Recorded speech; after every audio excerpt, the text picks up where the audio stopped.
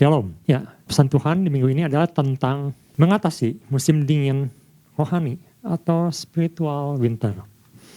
Tentunya di sini kita perlu perjelas dulu tentang apa yang dimaksud dengan spiritual winter. Yaitu menyangkut keengganan untuk melakukan kegiatan rohani dan enggan untuk bergerak maju. Memang yang namanya spiritual winter itu bisa membuat spiritual kita itu mandek, spiritual kita itu mati, beku. Makanya disebut spiritual winter. Bisa membawa kebekuan rohani, kematian rohani bahkan. Dalam kehidupan kita bisa mengalami spiritual winter ini. Kalau tadi dikatakan ada keengganan untuk melakukan kegiatan rohani, enggan bergerak maju, ini bisa berlaku pada orang yang tua, lebih tua, termasuk orang yang masih muda. Bisa berlaku pada semua orang, pada semua umur. Mari kita baca dahulu di 1 Korintus pasal 16 ayat 5-9, ini yang menjadi ayat utama yang akan kita baca pagi hari ini. 1 Korintus pasal 16 ayat 5-9. Aku atau Paulus akan datang kepadamu sudah aku melintasi Makedonia, sebab aku akan melintasi Makedonia. Dan di Korintus mungkin aku akan tinggal beberapa lamanya dengan kamu, atau mungkin aku akan tinggal selama musim dingin, sehingga kamu dapat menolong aku untuk melanjutkan perjalananku. Ayat 7, sebab sekarang aku tidak mau melihat kamu hanya sepintas lalu saja. Aku harap dapat tinggal agak lama dengan kamu, jika diperkenankan Tuhan. Tetapi aku akan tinggal di Efesus sampai hari raya Pentakosta, sebab di sini banyak kesempatan bagiku untuk mengerjakan pekerjaan yang besar dan penting, sekalipun ada banyak penentang. Pak Gembala sudah menyampaikan kemarin latar belakangnya, dan saya akan sedikit banyak mengulang apa yang saya sudah bawakan. Jadi Paulus ini, saya baca lagi, saya lihat lagi. Dia sedang ada di Efesus. Banyak pekerjaan penting di situ. Ada kebangunan rohani di sana. Dia sulit untuk meninggalkan Efesus sebenarnya. Tetapi dia menulis pada Korintus, musim dingin nanti, dia akan datang ke Korintus melalui Makedonia. Kalau ibu bapak perhatikan nanti petanya, saya sempat katakan kemarin, Korintus itu ada di daerah Yunani, daerah bawah. Kalau kita perhatikan di peta, sebenarnya di Efesus ke Korintus itu tinggal nyebrang. Tinggal melalui laut nyebrang sampai. Agak jauh sedikit dibandingin dengan pelabuhan di Troas, tapi bisa langsung. Yang menarik di sini, Paulus memaksakan diri datang ke Korintus untuk tinggal di sana selama musim dingin. Beberapa penafsir juga meneliti ada kemungkinan Paulus itu tinggal di sana selama 3 bulan sama musim dingin. Jadi selain di Efesus ada pekerjaan penting juga yang akan Paulus lakukan di Korintus sampai dia perlu tinggal selama 3 bulan, selama winter di sana. Dan dia bahkan sengaja melewati Makedonia dulu karena ada keperluan, sampai jadi naik ke atas dulu baru ke bawah lagi. Itu jaraknya cukup jauh, cukup melelahkan. Tapi kita lihat di sini, Paulus terus bergerak. Paulus terus bergerak. Dia tidak diam walaupun musim dingin sudah akan sampai. Dan kita tahu di musim dingin ini, orang rata-rata bawaannya lebih santai, agak malas, lebih ingin menikmati. Karena pas saat winter atau musim dingin, pelabuhan-pelabuhan pun banyak yang tutup. Banyak yang tidak berlayar. Kita ingat waktu Paulus ditawan akan dibawa ke Roma, pada waktu dekat musim dingin, Paulus menyarankan lebih baik kita berhenti dulu, istirahat dulu, karena kan masuk musim dingin. Tapi nakoda tidak percaya. Jadi banyak yang tutup, banyak yang tidak berlayar karena cuaca tidak bersahabat. Tapi kita belajar di sini. Saat winter pun, spiritual kita tidak boleh diam. Harus terus bergerak, harus terus bergerak. Saya renungkan, kapan kerohanian kita ini bisa menjadi dingin? Kapan kita bisa mengalami spiritual winter ini? Saya perhatikan. Jadi saya katakan pesan ini untuk orang yang sudah berusia, juga untuk anak muda. Kita lihat di orang yang sudah berusia, mungkin. Saya pernah juga bercakap-cakap dengan istri. Suatu hari, kalau kita sudah lebih tua, sudah lebih mapan, masalah sudah lebih sedikit. Misalnya anak-anak sudah menikah semua ya, pekerjaan sudah mapan, tidak ada masalah. Apa yang harus kita lakukan? Suatu pertanyaan yang pernah saya bicarakan dengan istri saya. Kita tidak ingin pada waktu kita menikmati masa tua terjadi spiritual winter. Karena saya perhatikan banyak juga orang yang berusia semakin tua, sudah punya cucu, sudah mulai menikmati masa tua. Kegiatan-kegiatan rohaninya malah turun. Dulu dia sempat jadi leader, sempat jadi pemimpin, sempat jadi majelis. Sekarang bahkan tidak beribadah. Diam di rumah, kerjanya nonton TV. Tidak lama kemudian saya dengar kena Parkinson. Kena demensia. Menyedihkan. Ada orang-orang yang mengalami hal seperti itu. Mengalami spiritual winter. Karena itu saya berpikir benar seperti yang Bapak Gembala katakan. Pak Isa pernah katakan untuk membuat ikan-ikan bergerak di penampungan ikan di kapal. Supaya ikannya tetap segar, tidak mati. Dimasukkanlah ikan hiu yang kecil. Supaya ikan itu terus bergerak. Terus bergerak. Tidak mati. Nah, untuk anak muda juga sama. Tantangannya sekarang jauh lebih besar dibandingkan zaman-zaman dahulu. Zaman sekarang, spiritual itu ditekan habis dari luar. Ditekan supaya tidak berkembang, tidak bertumbuh, bahkan kalau perlu ditinggalkan. Itu terjadi di Eropa. Suasana nyaman, tidak ada tantangan, tapi mati rohaniannya. Mati, tidak bertumbuh, bahkan hilang. Terjadi spiritual winter. Nah, pagi hari ini kita akan lihat mengapa Paulus membela diri harus sampai di Korintus dan menghabiskan waktu di Korintus selama winter. Karena Paulus akan mengajarkan beberapa hal di sini. Ada beberapa hal yang saya renungkan yang akan Paulus lakukan di Korintus selama winter atau selama musim dingin. Bagaimana Paulus mengatasi musim dingin ini? Bagaimana Paulus membangkitkan kembali semangat orang Korintus untuk tetap bergerak di saat musim dingin ini. Memang Alkitab tidak mencatat, tetapi ada beberapa clue atau beberapa pesan yang tersirat di surat Korintus ini. Seperti apa yang akan Paulus lakukan di Korintus supaya tidak mengalami kematian rohani. Yang pertama, kita lihat di 1 Korintus pasal 16, terutama di ayat ke-18. Saya akan bacakan 1 Korintus pasal 16 ayat 18. Di situ dikatakan, karena mereka menjagakan rohku dan roh kamu, hargailah orang-orang yang demikian. Paulus mengatakan, dia disegarkan rohaninya, dia disegarkan rohnya oleh beberapa orang. Dan dia ingin orang Korintus juga mengalami hal seperti dia. Itu adalah target dia datang ke Korintus. Ada orang-orang yang datang menyegarkan rohnya. Di situ dikatakan ada Stefanus, di ayat 17 ya, ada Fortunatus dan Achaicus. Ini orang-orang yang sedikit sekali dicatat di Alkitab. Tetapi begitu mereka muncul, begitu mereka datang, terjadilah kebangunan rohani, terjadilah kesegaran rohani. Terjemahan lain mengatakan mereka menyegarkan rohku, menguatkan rohku. Dan juga Paulus ingin orang-orang Korintus di musim dingin dikuatkan rohnya, dibangkitkan rohnya, menyala-nyala kembali. Jadi kekuatan roh ini sangat penting. Karena Paulus menganggap atau mendapat kabar orang-orang Korintus itu mulai turun rohaninya. Banyak masalah moral di sana. Ada perzinahan di sana. Ada penyembahan berhala di sana. Di orang-orang percaya. Dan itu menjadikan hati Paulus. Sehingga dia melihat hati mereka sudah mulai menjadi dingin. Dan Paulus ingatkan, kita harus kembali menguatkan roh kita. Kembali merefresh spirit kita. Dengan cara bagaimana? Dengan cara mendapatkan dorongan kembali, penghiburan kembali untuk menyalakan kembali spiritual atau roh kita. Jadi selama musim dingin, tantangan terbesar atau secara rohani itu adalah mulai malas, mulai turun semangatnya, mulai tidak menganggap penting lagi hal-hal rohani.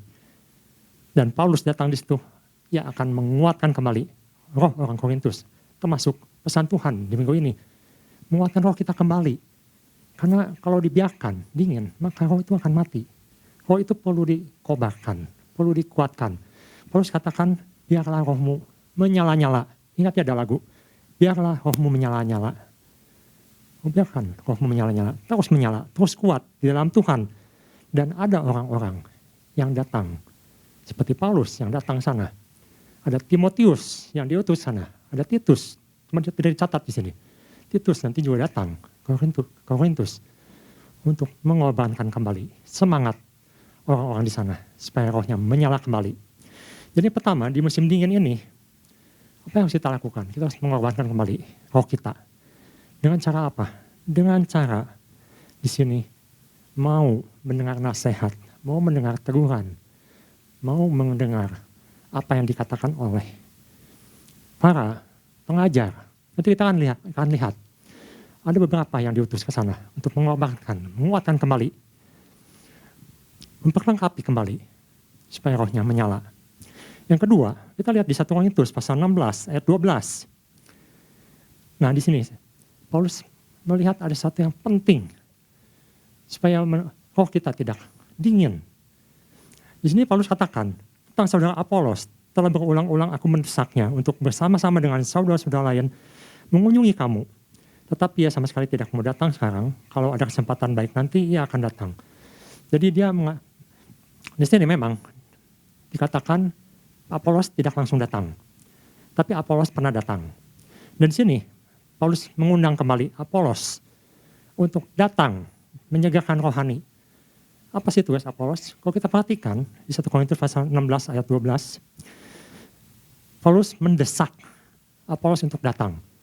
Ini artinya Paulus menganggap ini sangat penting. Apa yang penting di saat spiritual winter? Ada satu yang penting, yaitu tentang pengajaran firman. Saat orang mengalami kedinginan rohani, dia tidak boleh menjauhkan dari pengajaran firman. Tidak boleh menjauhkan dari firman Tuhan. Dia harus tetap merenungkan firman Tuhan, mendengar firman Tuhan, belajar firman Tuhan dengan serius. Bahkan Paulus mengatakan di sini Apolos yang diundang. Kalau kita perhatikan, Apolos ini oleh orang Korintus disejajarkan malah dengan Paulus kedudukannya. Apolos ini adalah seorang pengajar. Nanti bisa dilihat di Kisah pasal 18 ayat 24.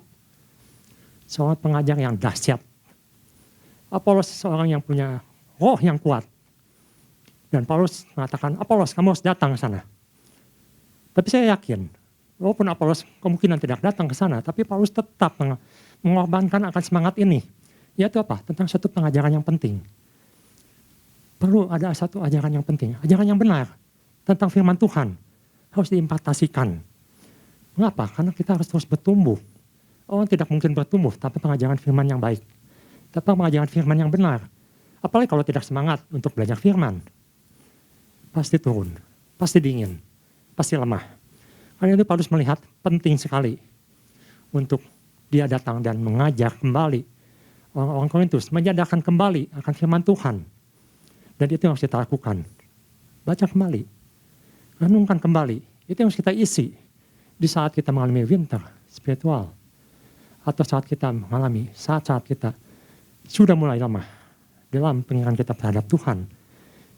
Mulai baca kembali firman, mulai renungkan firman, rutin. Jangan dilepaskan. Mendapatkan pengajaran yang penting. Itu yang kedua. Yang ketiga, di 1 Korintus pasal 16 ayat 15, ada sesuatu yang Paulus katakan di sini. Ada satu permintaan lagi kepadamu, saudara-saudara, kamu tahu bahwa Stefanus dan keluarganya adalah orang-orang yang pertama-tama bertobat di Akaya, dan bahwa mereka telah mengabdikan diri kepada pelayanan orang-orang kudus. Di sini ada kata pelayanan atau kata diakonia. Diakonia suatu pelayanan. Ada kemungkinan di sini Stefanus ini berhubungan dengan apa yang Paulus katakan di 1 Korintus pasal 1 sampai 4. Coba kita baca sebentar. 1 Korintus pasal 16 ayat 1 sampai 4. Tentang pengumpulan uang bagi orang-orang kudus, tentang persembahan, tentang pelayanan. Hendaklah kamu berbuat sesuai dengan petunjuk-petunjuk yang kuberikan kepada jemaat-jemaat di Galatia. Pada hari pertama dari tiap-tiap minggu, hendaklah kamu masing-masing sesuai dengan apa yang kamu peroleh, menyisihkan sesuatu dan menyimpannya di rumah, supaya jangan pengumpulan itu baru diadakan kalau aku datang. Ini mengenai persembahan kepada orang-orang kudus di Yerusalem. Sudah aku tiba, aku akan mengutus orang-orang yang kamu anggap layak dengan surat ke Yerusalem untuk menyampaikan pemberianmu. Kalau ternyata penting bahwa aku juga pergi, maka mereka akan pergi bersama-sama dengan aku. Jadi Paulus anggapnya satu yang sangat penting. Kalau perlu, Paulus pergi. Kalau nggak percaya, utus orang-orang untuk mengiring dia, menyampaikan persembahan dia tuh. Jadi di sini katakan, kalau kita baca zaman lain, ada sesuatu yang kurang dari jemaat di Korintus ini. Ketika mereka mengalami dingin rohani ini, mereka mengabaikan diakonia. Atau secara umum, kita bisa simpulkan mereka mengabaikan pelayanan. Cepat dikatakan bahwa ketika spiritual winter itu terjadi, orang enggan melakukan kegiatan rohani, termasuk enggan untuk melayani. Ada kemalasan untuk melayani kembali.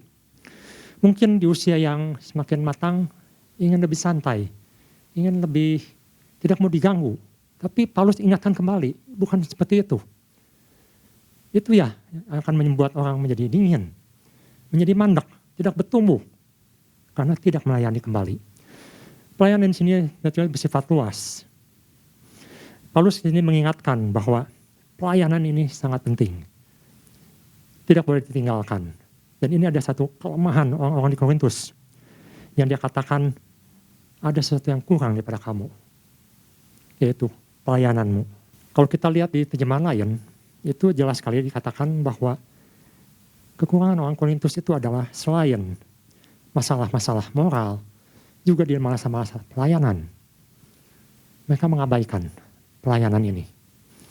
Karena itu, Paulus mengingatkan kembali untuk menyisihkan, untuk menyimpan sebagian, untuk mengingat keperluan orang-orang lain, orang-orang kudus, orang-orang seiman, untuk belajar membagi berkat rohani. Untuk apa lagi? Untuk membagi pengajaran firman. Jadi di sini, Paulus mengingatkan supaya mereka dalam keadaan dingin itu bukan diam, tapi terus membagi. Membagi berkat, membagi pengajaran. Di 2 Korintus pasal 8 ayat 3, soal pelayan ini, Tuhan tidak pernah memaksa seseorang. Kita lihat di 2 Korintus pasal 8 ayat 3, bahwa Tuhan meminta orang melayani sesuai kemampuan masing-masing. Aku bersaksi bahwa mereka telah memberikan menurut kemampuan mereka. Ini tentang jemaat di Makedonia. Sesuai kemampuan. Tuhan tidak minta melebihi kemampuan. Walaupun ternyata jemaat Makedonia bahkan melampaui kemampuan mereka, memberikan bahkan lebih. Ini sesuatu yang luar biasa, sesuatu yang dipuji. Tapi pada prinsipnya Tuhan tidak pernah meminta apa yang tidak ada. Kalau dibandingkan dengan jemaat Makedonia, jemaat Korintus ini sangat kaya. Mereka berada di daerah pelabuhan, daerah yang tajir, daerah yang perdagangan yang sangat sukses.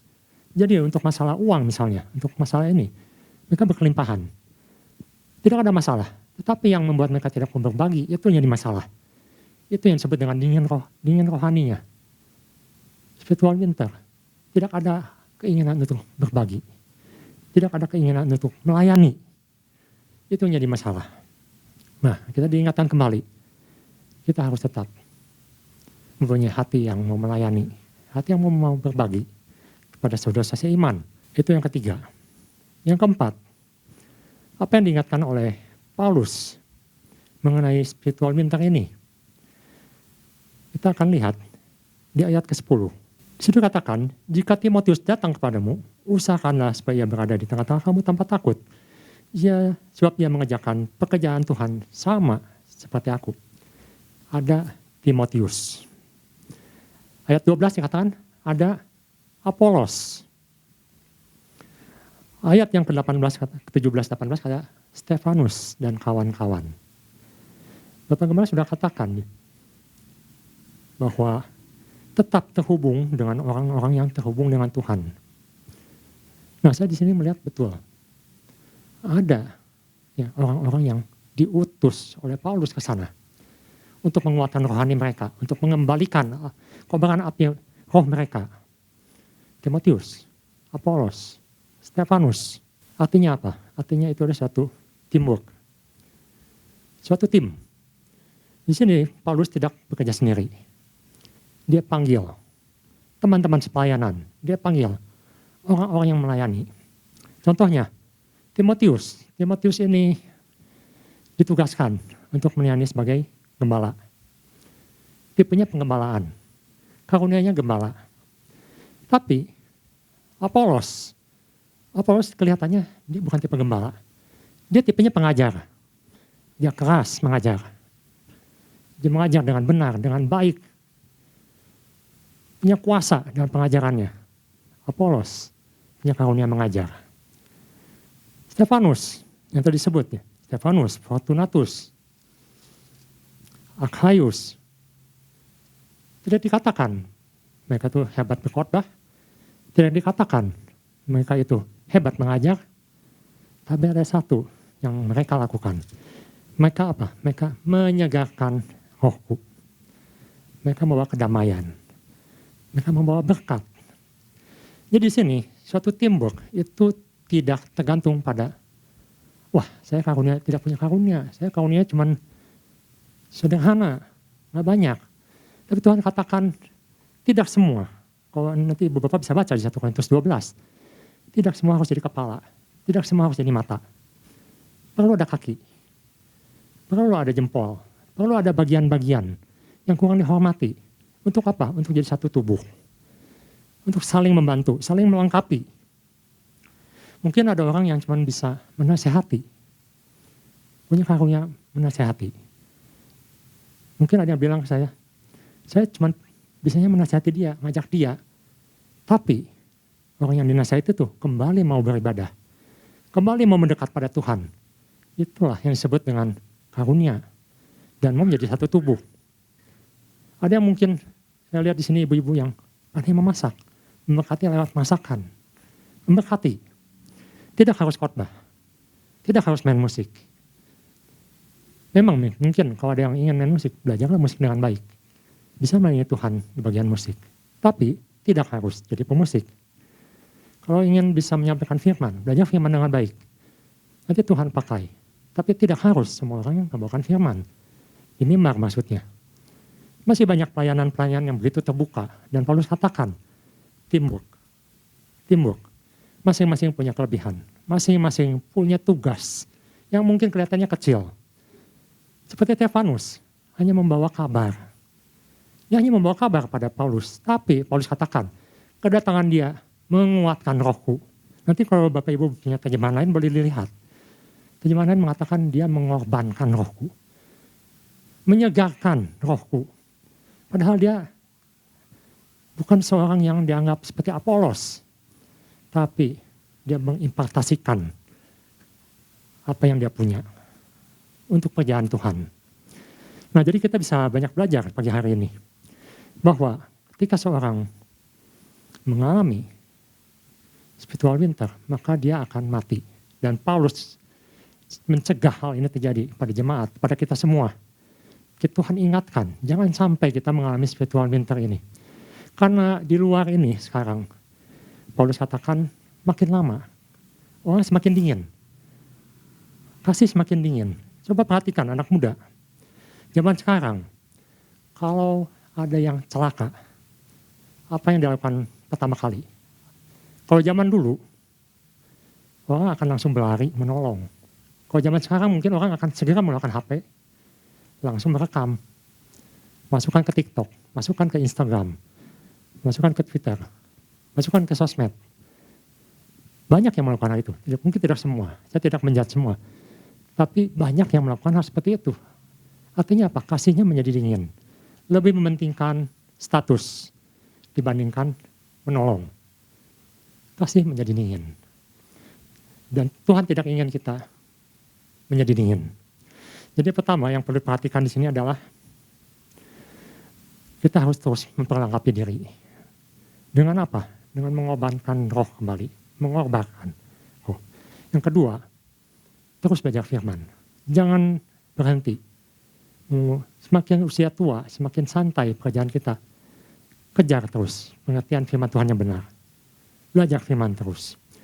Yang ketiga, jangan lupakan pelayanan. Tuhan tidak pernah mengatakan seorang yang sudah tua tidak perlu melayani lagi. Terus melayani.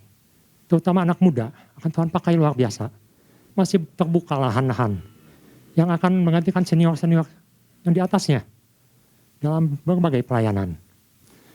Dan yang keempat, tetap satu tubuh.